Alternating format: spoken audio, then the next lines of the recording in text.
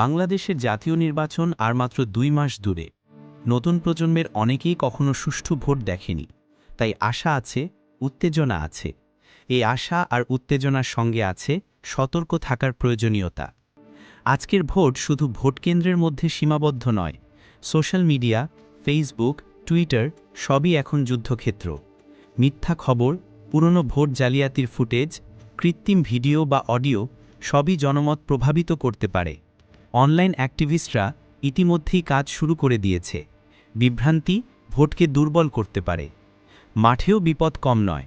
Vote কেন্দ্র, নিরাপত্তার ঘাটতি, রাজনৈতিক সংঘাত সবই ব্যবহার করা হতে পারে ভোট ব্যাহত করার জন্য। সাম্প্রতিক হত্যাকাণ্ড, হামলা এবং সহিংসতার ঘটনা এটাকে আরও ভয়ঙ্কর করে তুলেছে। বিশেষজ্ঞরা সতর্ক করছেন, কিছু রাজনৈতিক মহল এবং বিদেশি শক্তি মিলে ভোট প্রভাবিত করতে চাইছে। সাইবার হামলা, প্রোপাগান্ডা, ভোট কেন্দ্রে হস্তক্ষেপ সবই সম্ভাব্য। কিছু অভ্যন্তরীণ গোষ্ঠী নিজের স্বার্থে নির্বাচনের স্বচ্ছতা ভঙ্গ করতে পারে। জনগণের এখন চোখ খোলা রাখতে হবে। গুজব ছড়ানো বন্ধ করুন, তথ্য যাচাই করুন, ভোটাধিকার রক্ষা করুন। এখন আপনার সচেতনতা দেশের গণতন্ত্রকে রক্ষা করার সবচেয়ে বড় হাতিয়ার। মনে রাখুন, ভোট শুধু ভোট নয়, এটি দেশের ভবিষ্যৎ, গণতন্ত্র এবং নাগরিক অধিকার রক্ষার পরীক্ষা।